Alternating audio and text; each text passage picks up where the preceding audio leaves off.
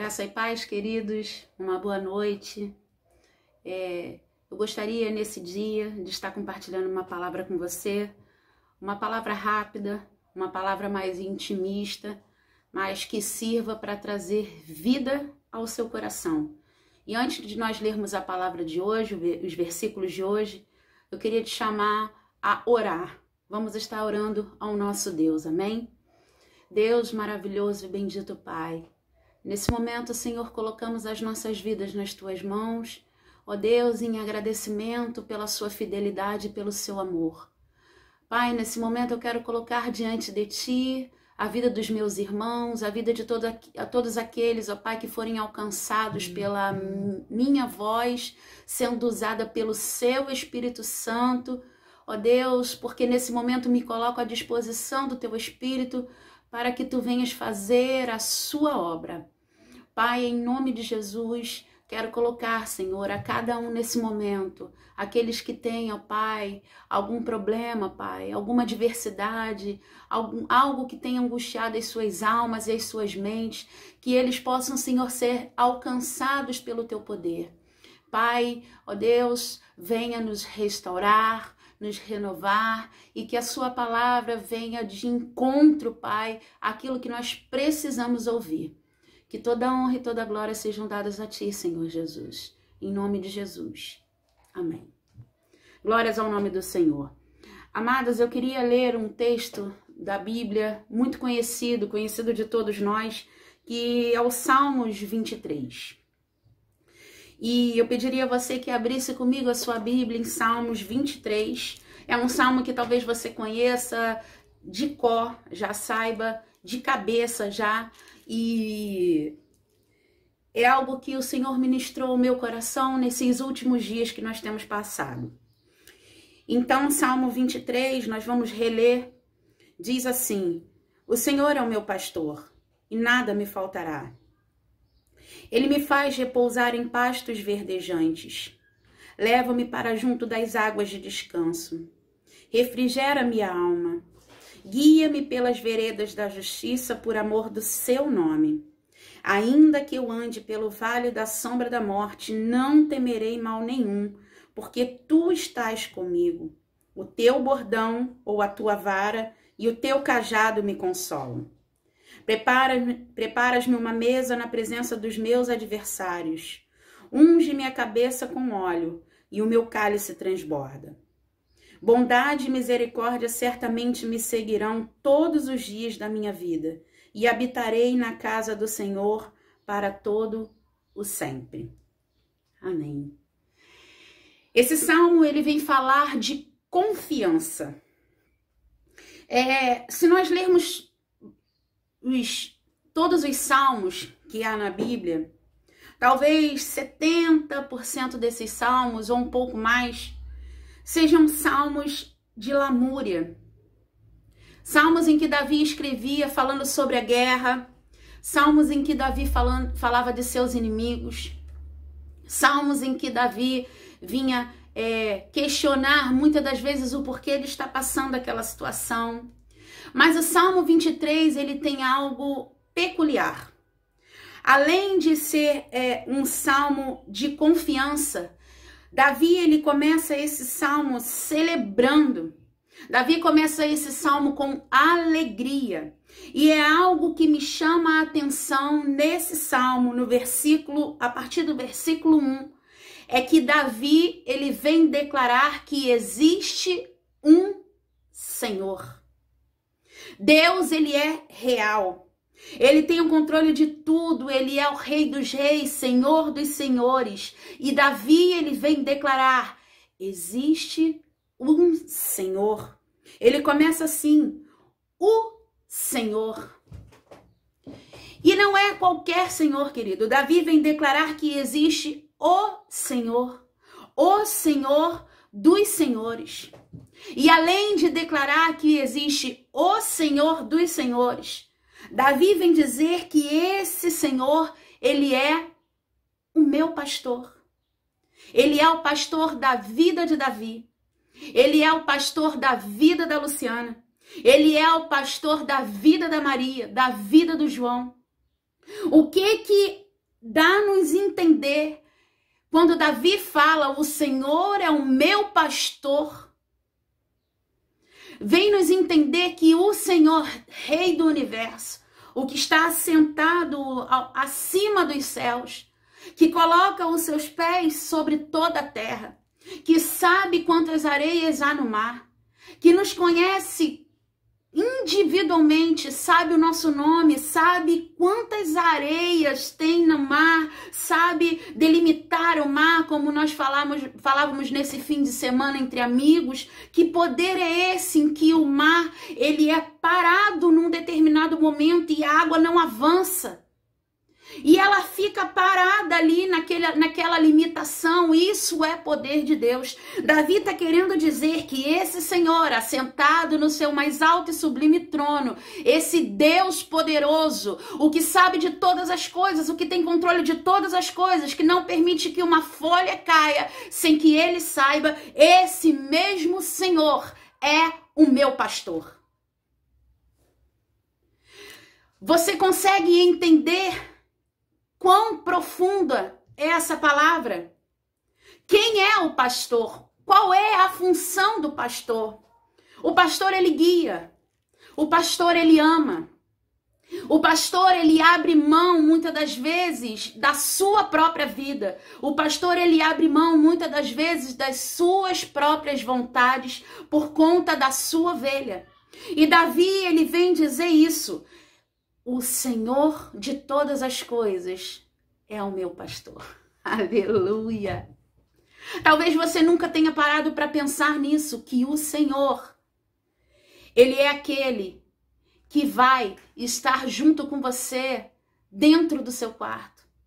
Ele é aquele que acompanha você quando você está fazendo um exame, está temeroso do resultado desse exame.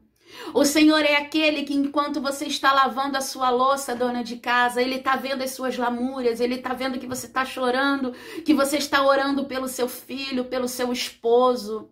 O Senhor é aquele que ele se atenta para os mínimos detalhes. Eu não sei se você alguma vez experimentou esse tipo de reação, mas nós que temos um relacionamento com o Senhor, eu já me peguei várias vezes tendo que decidir, às vezes, por uma cor, parece até meio fútil, uma cor de uma roupa ou de um sapato e fazer uma oração: Senhor, me ajuda.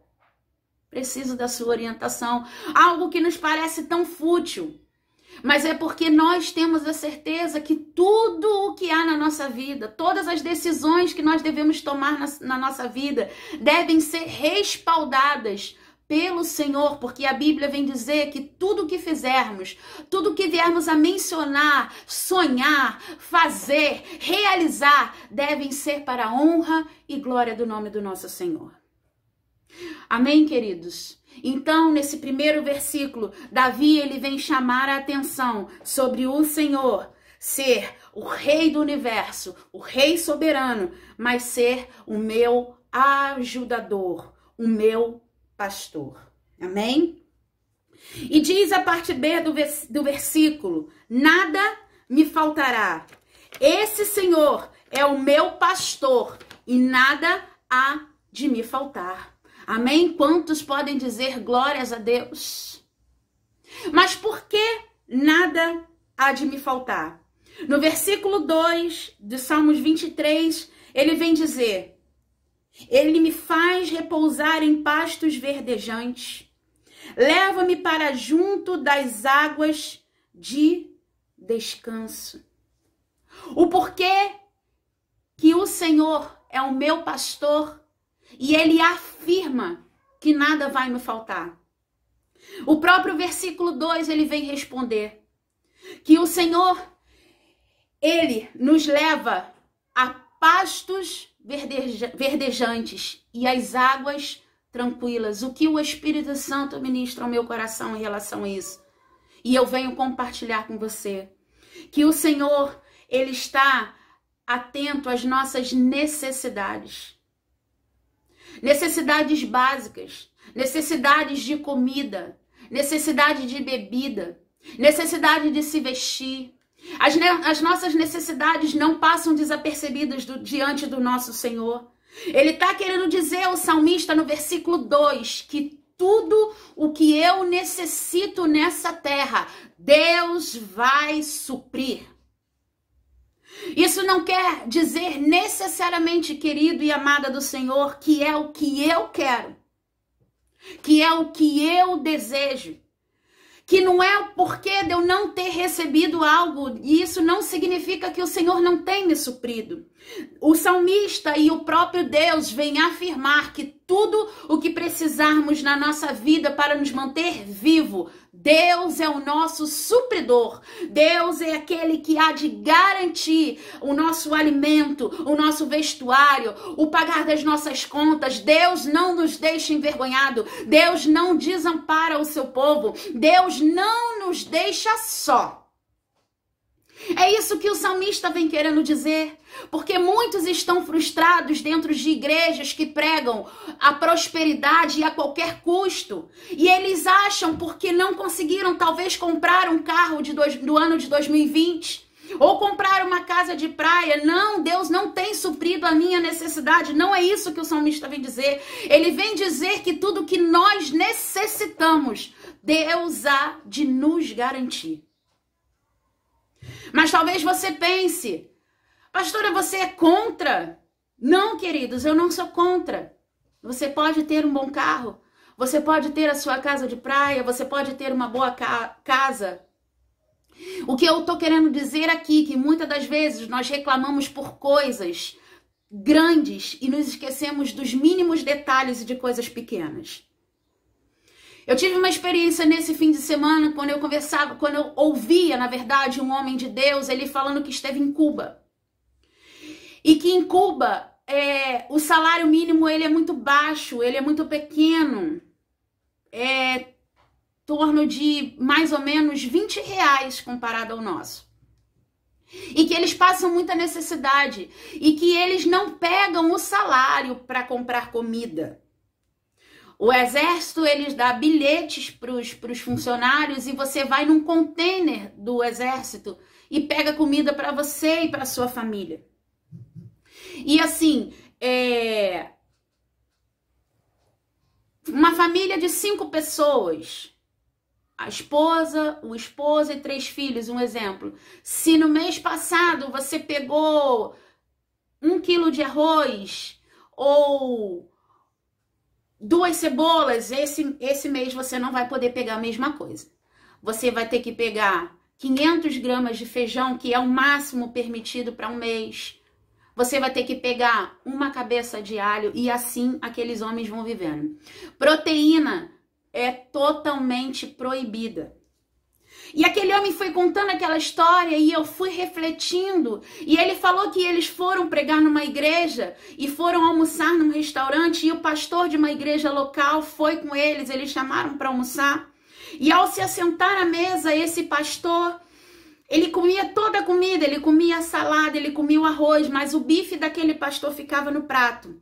E esse homem de Deus, ao qual eu ouvia ele falando ontem, ele chegou para esse pastor e falou: pastor, o senhor não gostou da carne? O bife não tá bom, pastor. Nós viemos num dos melhores restaurantes de Cuba e o senhor não gostou da carne. E aquele pastor virou para esse homem de Deus e falou assim, com os olhos lacrimejando: queridos, minhas filhas de 4 e 2 anos nunca comeram um bife. Os senhores me permitem levar esse bife para casa para que elas experimentem o que é uma carne? Queridos, aquele homem se emocionou e naquele momento que eu ouvi, eu também me emocionei, porque muitas das vezes nós supervalorizamos coisas e esquecemos dos mínimos detalhes que o Senhor nos proporciona. Supervalorizamos coisas grandiosas, obras grandiosas. Como eu disse aqui anteriormente, carros do ano, uma casa muito bonita. E esquecemos que o Senhor, Ele tem nos dado o pão de cada dia. Que você pode ir no mercado, você pode escolher a marca do seu arroz, você pode pegar quantos quilos de feijão você quiser. Você pode comprar o seu alho, comprar a sua cebola, comprar o seu quilo de carne, comprar o seu frango. Nós temos uma vida extraordinária e Deus tem nos suprido em todas as nossas áreas e em todos os momentos das nossas vidas, mesmo que no nosso entendimento não seja o suficiente. Mas eu quero te dizer que o que Deus tem nos dado tem nos sustentado e tem sido o suficiente para o nosso suprimento. Que nós sejamos gratos, que nós sejamos mais felizes na presença do Senhor, porque a alegria do Senhor é a nossa força. E que nós venhamos a entender que tudo o que nós temos é o que nós necessitamos, porque Deus tem nos agraciado e nos abençoado em todas as nossas coisas. Amém, queridos? E aí eu escrevi aqui: nossas necessidades são supridas pelo nosso Deus. E aí o salmista vem dizer que não é qualquer pasto, é um pasto verdejante. Não é qualquer água, é uma água tranquila. O que o salmista está querendo dizer é que tudo que eu preciso, o que eu necessito, Deus vai suprir. Não é o que eu quero, mas o que eu preciso, como eu disse aqui anteriormente. O Senhor não te dá qualquer coisa. Ele te dá um bom pasto. Ele te leva por águas tranquilas. Ele te leva por bons lugares. Ele te leva nos melhores lugares para que você possa ter a sua necessidade suprida. Que sejamos gratos ao nosso Senhor. Amém, queridos? E o versículo 3 diz: refrigera minha alma. O Senhor, Ele aquieta a nossa alma. Ele tira a nossa aflição. Ele tira a inquietude.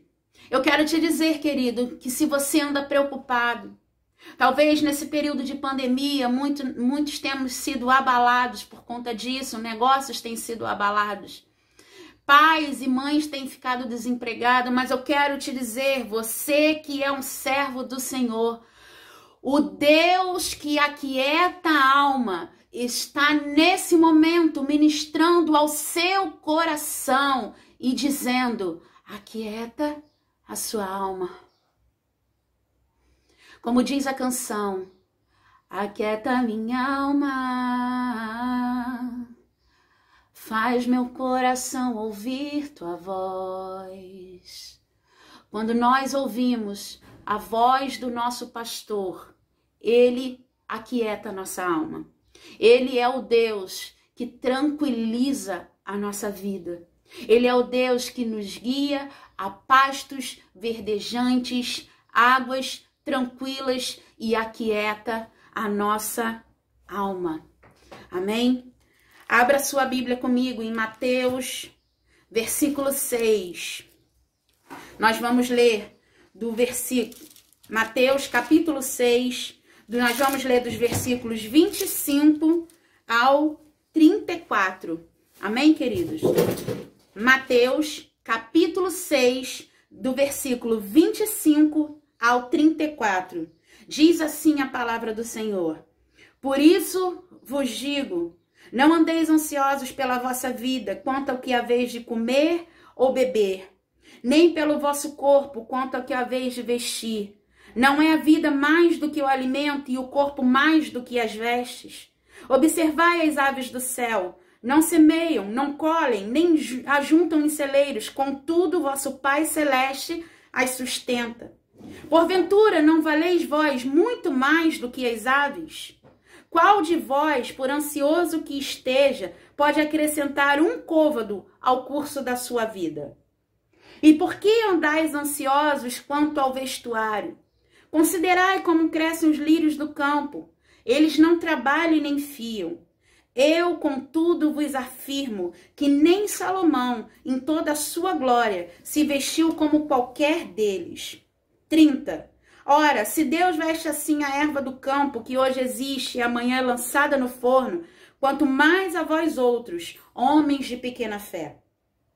Portanto, não vos inquieteis dizendo: que comeremos? Que beberemos? Ou com que vestiremos? Porque os gentios é que procuram todas estas coisas, pois vosso Pai Celeste sabe que necessitais de todas elas. Buscai, pois, em primeiro lugar o seu reino e a sua justiça, e todas essas coisas vos serão acrescentadas.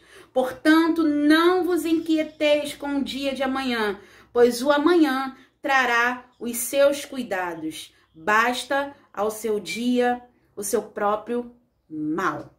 Glórias ao nome do Senhor. Deus cuida de nós.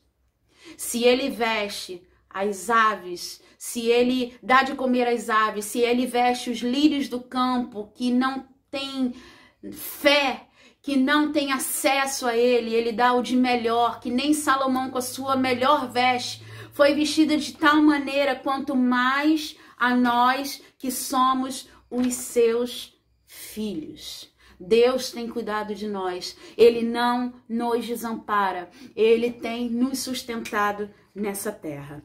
Amém? E eu escrevi aqui, além de nos refrigerar, Ele nos guia. O pastor guia as suas ovelhas. Volta lá para Salmos 23. E vamos ler novamente o versículo 3. A parte B. Guia-me pelas veredas da justiça, por amor do seu nome. E eu achei a definição de vereda, diz: caminho estreito no meio de um campo largo. Olha que tremendo. Caminho estreito no meio de um campo largo. E eu escrevi, às vezes o caminho se estreita, ele aperta. Por quê? Porque o pastor ama as suas ovelhas.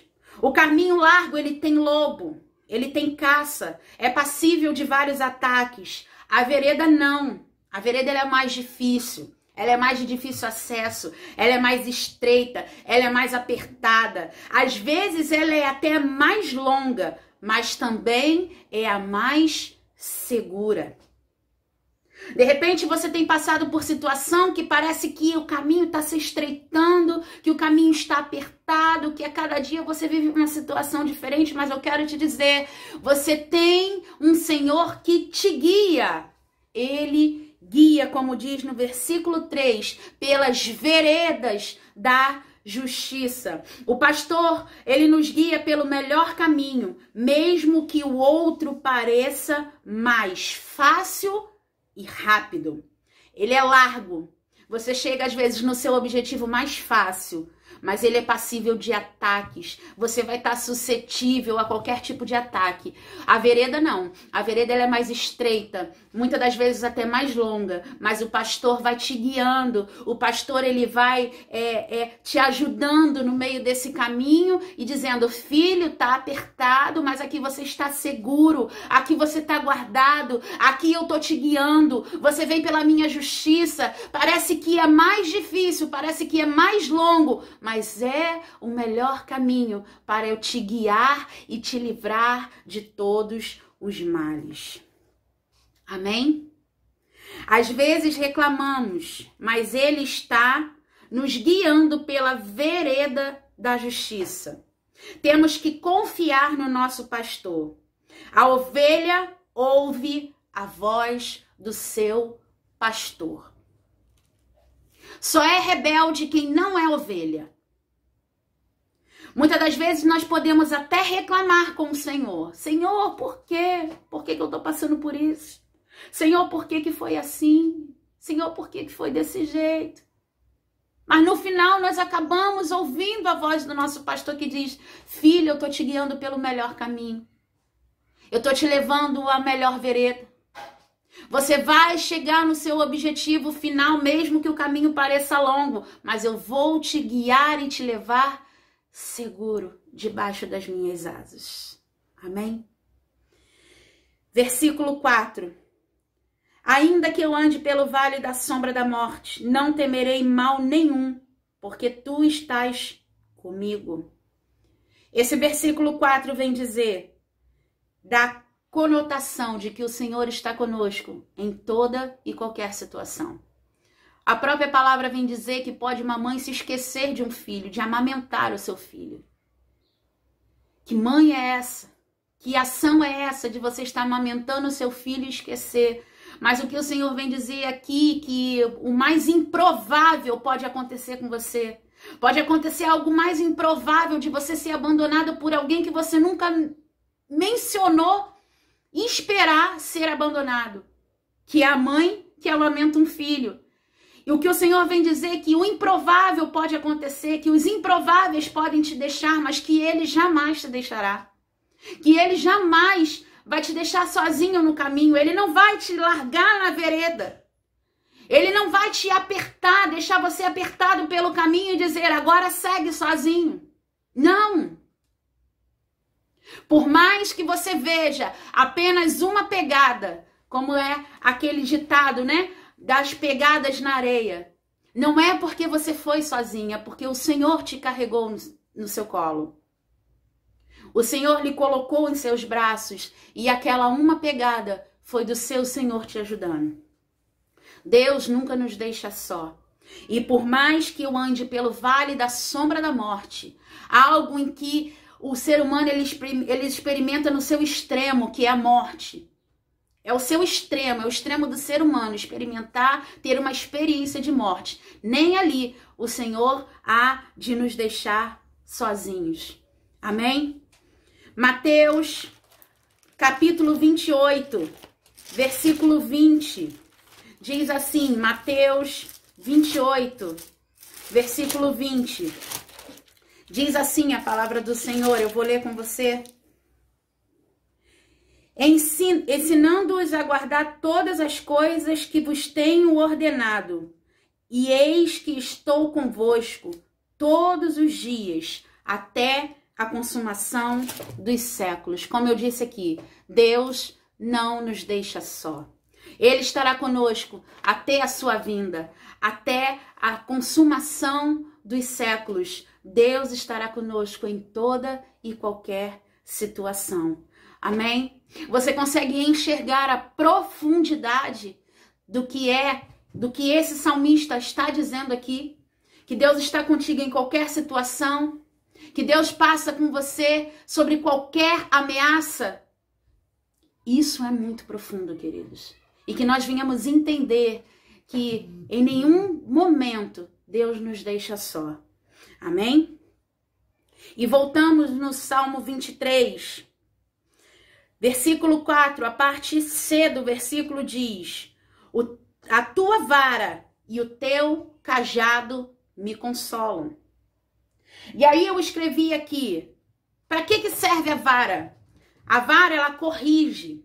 A vara, ela é um instrumento menor, que ao sair do caminho, o pastor, ele vem com a vara e ele apruma. E ele traz de volta a ovelha. Ele é um instrumento menor. A ovelha está andando com o seu pastor, está no mesmo caminho. Algo a distrai no caminho, o que às vezes ela faz? Ela vai um pouquinho para a direita, porque algo distraiu. Ela vai um pouquinho para a esquerda, porque algo a distraiu. O pastor vem ali com aquela vara e fala: filha, volta aqui. Filho, volta aqui. Nós temos uma vereda, nós temos um caminho, temos que chegar ao nosso caminho comum. Não vá para a direita, não vá para a esquerda. Essa é a função da vara. E o cajado? O cajado, ele já é uma espécie de vara maior. Ele é algo mais comprido. Ele é algo mais, realmente maior do que você possa imaginar em relação a uma vara. E para que serve o cajado? O cajado na mão de um pastor, ele serve para tirar a ovelha quando ela cai num buraco. Olha que algo tremendo. Quando a ovelha ela vem no caminho e ela cai, a vara não consegue tirá-la. A vara endireita. Quem puxa do buraco é o cajado. Deus, ele está com a sua vara nos corrigindo, nos aprumando. E muitas das vezes nós teimamos em sair do caminho. Nós teimamos em andar para a direita ou para a esquerda. E quando muitas das vezes por desobediência, nós caímos em algum buraco, nós caímos em algo lançado sobre as nossas vidas, o Senhor vem com o seu cajado e nos traz de volta ao caminho. Deus corrige ao filho que ama. Amém, queridos? E eu escrevi, a tendência da ovelha é na caminhada se afastar do caminho. E qual é o nosso consolo? O nosso consolo é que o nosso pastor, ele tem uma vara e um cajado para nos trazer de volta para o caminho. Se eu me desviar, ele vai lá e me puxa de volta.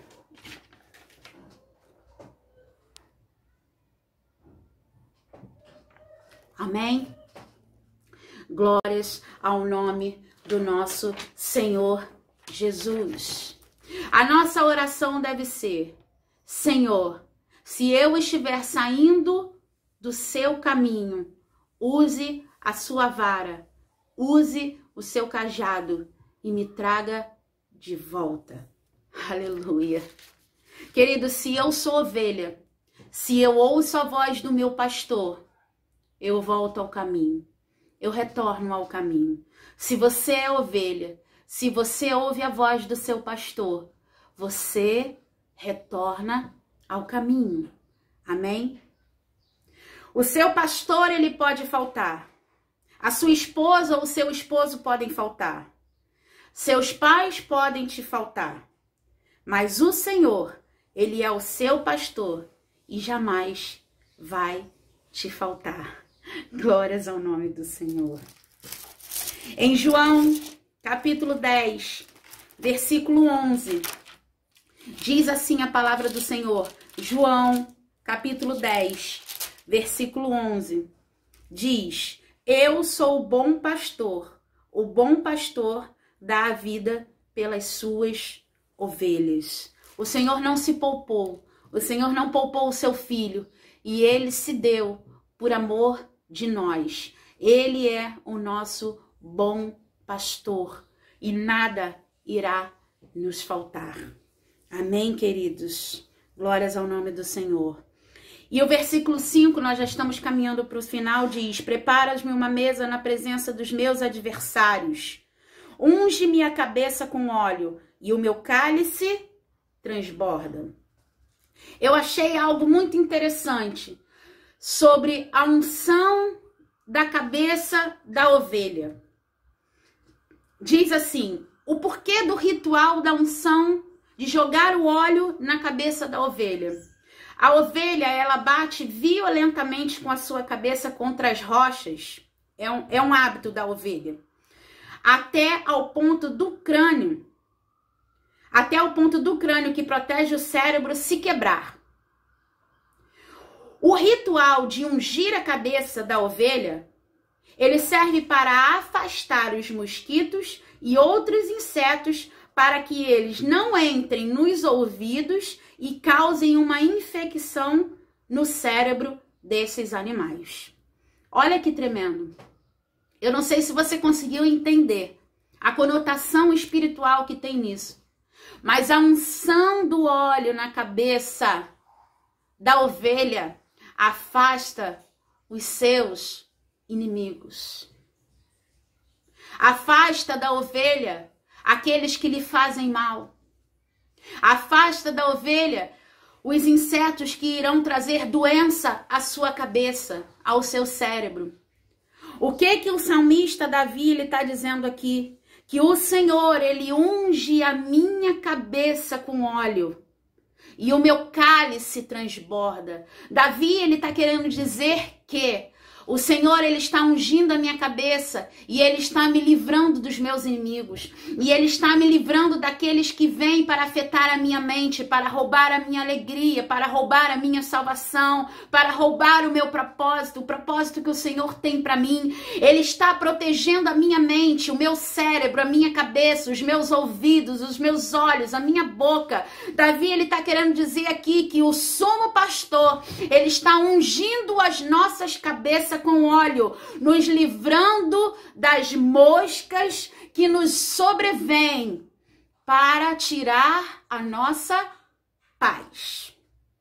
Eu não sei se você já viu isso, quando algum mosquito, algum inseto está sobre a ferida de um animal, de um cavalo ou de um cachorro, que eles ficam inquietos e os cavalos eles balançam as suas crinas. Os cachorros, eles ficam se coçando e é algo que incomoda. Davi, ele tá querendo dizer isso. O Senhor vai te livrar dessas pestes. O Senhor vai te livrar desses insetos. O Senhor vai te livrar dessas coisas que vêm para perturbar a sua mente, a sua vida, a sua alma. Deus está derramando o óleo da unção sobre a sua cabeça e Ele está te livrando dos seus inimigos. Por isso que ele começa: prepara-me uma mesa na presença dos meus adversários. Por que que ele diz que o Senhor tem preparado uma mesa? Porque o Senhor já tem derramado sobre minha vida, sobre a sua vida, sobre a cabeça de Davi, o óleo da unção do Espírito Santo de Deus. Por isso já foi preparada uma mesa na presença dos nossos inimigos. E o nosso cálice, ele transborda, porque cálice tem conotação de vinho. Vinho, ele traz alegria. A alegria do Senhor é a nossa força. Então aqui nós vemos que Deus, ele é o nosso Senhor. Que nada, todas as nossas necessidades ele suprirá e nada irá nos faltar. E ele vai nos guiar pelas nossas necessidades, as melhores que ele tem para nós, que são pastos verdejantes e águas tranquilas, que ele nos leva pelo melhor caminho, que ele nos leva por um caminho que parece estreito e longo, mas é um caminho de justiça e paz. E ele vem dizer que sobre as nossas cabeças há o óleo que afasta os inimigos das nossas almas, que afasta as armadilhas de Satanás e que por isso o nosso cálice transborda e somos cheios de alegria. Glórias ao nome do nosso Senhor. E o versículo 6 diz: bondade e misericórdia certamente me seguirão todos os dias da minha vida, e habitarei na casa do Senhor para todo sempre. E eu escrevi aqui, o versículo 6 é o resumo de todo o Salmo. Aqui ele vem afirmar que por mais que as lutas venham, não houveram perdas. Pode ter havido muita luta, muita dor, muita lamúria, mas o versículo 6 é o resultado de todo esse processo. Houve ganho apesar de tudo isso. Bondade e misericórdia certamente me seguirão todos os dias da minha vida e habitarei na casa do Senhor para todo o sempre. Habitar na casa do Senhor significa gratidão. Devolver ao Senhor aquilo que Ele te tem feito e o que Ele fará até a consumação dos séculos. Congregar, estar na sua casa, o adorando, bendizendo, louvando. E a bondade e a misericórdia do Senhor há de nos guiar em toda essa nossa jornada. Queridos, essa é a palavra que eu queria dividir com você nesse dia, nessa noite, que você possa ser ministrado pelo Espírito Santo, sabendo que você tem o pastor e não apenas um pastor, e ele é Senhor das nossas vidas. Que o Espírito Santo complete essa palavra ao seu coração e que você possa ser tremendamente abençoado por ela, porque a palavra do Senhor, ela se renova todos os dias das nossas vidas. Amém? Deus te abençoe, que a sua casa seja renovada, que as suas forças sejam renovadas e que a alegria do Senhor venha sobre a tua cabeça. Amém? Deus abençoe, seja verdadeiramente abençoada toda a sua casa em nome de Jesus. Amém.